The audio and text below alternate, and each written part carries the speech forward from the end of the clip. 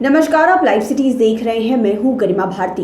Diesel, petrol और खाद्य सामग्रियों की बढ़ती कीमतों की वजह से जनता ऐसे भी परेशानी झेल रही है। महंगाई की मार बहुत बुरी पड़ रही है, लेकिन इसी बीच में सरकार की तरफ से कुछ ऐसे भी फैसले लिए गए हैं जिससे और ज़्यादा मुश्किलें बढ़ सकती है। अब कहा जा रहा है कि राजधानी पटना से आप 100 किलोमीटर किसी भी दिशा में सफ़र करें तो आपको भारी टोल टैक्स भरना पड़ेगा। ये सब इसलिए हो रहा है क्योंकि सरकार की तरफ से 7 NH को निजी क्षेत्र को सौंप दिया गया है। पूरी खबर आपको विस्तार से बताते हैं और साथ ही साथ ये बताएंगे कि किन किन नेशनल हाईवेज पर सफर करने के लिए अब आपको भारी भरकम टैक्स चुकाना पड़ेगा। केंद्र सरकार ने राजस्व उगाही के लिए बिहार से गुजरने वाले 7 वैसे नेशनल हाईवे को निजी क्षेत्र में सौंपने का फैसला लिया है, जिस पर हम और आप सबसे ज्यादा सफर करते हैं। इन सड़कों में हाजीपुर मुजफ्फरपुर, पूर्णिया दालकोला, कोटवा महिषी मुजफ्फरपुर, खगड़िया पूर्णिया मुजफ्फरपुर सोनवर्षा, बारचट्टी गोरहर, मोकामा मुंगेर हाईवे शामिल है। यानी आने वाले दिनों में यदि हम पटना से बिहार के किसी और 100 किलोमीटर से अधिक दूरी सफर करेंगे तो टोल टैक्स का भुगतान करना पड़ेगा। ये वैसी सड़कें हैं जिनका निर्माण निजी एजेंसियों से BOT यानी कि बिल्ड ऑपरेट ट्रांसफर मोड में कराया गया है। PPP के तहत बनी इन अधिकांश सड़कों की रियायती अवधि 2025 से 26 में खत्म हो रही है। ऐसे में केंद्र सरकार एवं राजमार्ग मंत्रालय ने अगले 20-25 साल के लिए निजी एजेंसियों को सौंप उनसे ही इन सड़कों का निर्माण और संचालन कराने की योजना बनाई हुई है। अब TOT यानी कि टोल ऑपरेट ट्रांसफर मोड पर इन सड़कों का टेंडर होगा और जो निजी एजेंसियां तैयार होंगी उन्हें अगले 20-25 साल तक सौंपकर उनका विकास तो कराया ही जाएगा। उन सड़कों पर हाई डेंसिटी ट्रैफिक होने का फायदा उठाते हुए केंद्रीय सड़क परिवहन एवं राजमार्ग मंत्रालय राजस्व उगाही भी करेगा। वैसे कई नई व्यवस्था TOT मोड पर राज्य के पहले नेशनल हाईवे मुजफ्फरपुर महिषी कोटवा सड़क पर चयनित की भी जा चुकी है। पटना से उत्तर बिहार के जिलों वैशाली, मुजफ्फरपुर, मोतिहारी, बेतिया समेत नेपाल जाने का यह प्रमुख मार्ग है।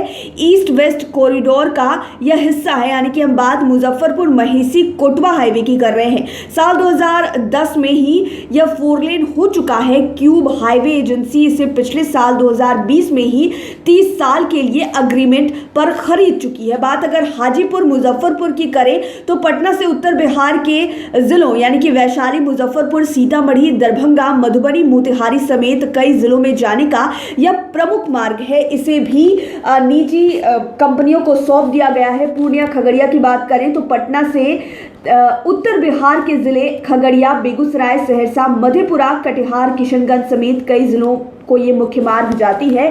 इस पर ट्रैवल करने के लिए भी आपको टोल टैक्स भरना पड़ेगा। मुजफ्फरपुर सोनवर्षा हाईवे की बात करें तो उत्तर बिहार के जिले वैशाली, मुजफ्फरपुर, शिवहर समेत नेपाल में जाने वाले ये मुख्य रास्ते हैं। इनमें सफ़र करने के लिए भी आपको टोल टैक्स चुकाना पड़ेगा। हमने मोकामा मुंगेर की भी बात की थी। पटना से लखीसराय, मुंगेर, भागलपुर, बांका समेत झारखंड को ये मार्ग जाते हैं और इन सड़कों पर सफ़र करने के लिए भी आपको टोल टैक्स चुकाना पड़ेगा।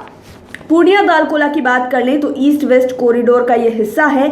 साल 2010 में ही यह 4 लेन बन गया था और इस सड़क से सफ़र करके बंगाल बॉर्डर होते हुए गाड़ियां असम, मेघालय, अरुणाचल समेत अन्य सभी पूर्वी भारत के राज्यों की ओर आप सफ़र कर सकते हैं। इसमें भी छोटे रास्तों से सफ़र करने के लिए भी आपको टोल टैक्स भरना पड़ेगा। वहीं बारचट्टी गोरहर की बात करें तो बिहार में गया जिले के बारचट्टी से आगे बिहार में इस सड़क का हिस्सा मात्र 21 किलोमीटर है। वैसे गोल्डन क्वाड्रिलेटरल परियोजना के तहत बन रहे 6 लेन चौड़ा वाराणसी औरंगाबाद सेक्शन की कुल लंबाई 192 किलोमीटर है। अभी 6 लेन निर्माण की कार्रवाई चल रही है और इस सड़क पर भी सफ़र करने के लिए आपको टोल टैक्स चुकाना पड़ेगा। यानी कि निजीकरण की वजह से ये सारी चीज़ें हो रही है। विकास तो होगा लेकिन आम जनता को इसका ज़्यादा खामियाजा भुगतना पड़ेगा क्योंकि आम जनता की जेब से ज़्यादा टैक्स लगने वाला है। पटना से किसी भी और अगर आप 100 किलोमीटर से ज़्यादा सफ़र करते हैं तो आपको टोल टैक्स भरना पड़ेगा। एक और डीजल और पेट्रोल के दाम इतने ज़्यादा बढ़ गए हैं और खाने पीने की चीज़ों की कीमतें भी बहुत ज़्यादा बढ़ गई है। वहीं दूसरी ओर अब अलग अलग तरह के टैक्स आपको भरने पड़ेंगे।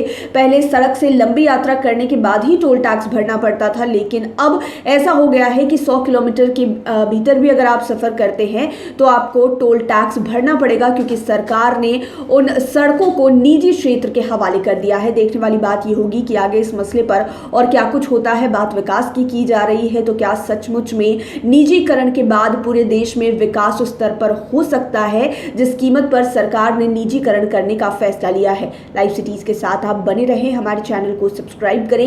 ये वीडियो फेसबुक पर देख रहे हैं तो पेज को लाइक करें, साथ ही साथ आप हमें ट्विटर पर भी फॉलो कर सकते हैं। धन्यवाद।